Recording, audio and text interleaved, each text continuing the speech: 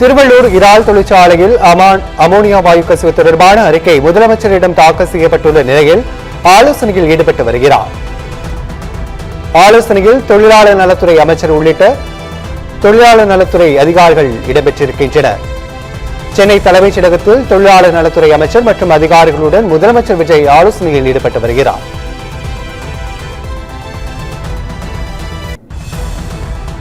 தொழிலாளர் நலத்துறை சார்பில் நிதிநிலை அறிக்கையில் இடம்பெற வேண்டிய திட்டங்கள் குறித்தும் ஆலோசனை மேற்கொள்ளப்பட உள்ளதாக தகவல்கள் தெரிவிக்கின்றன.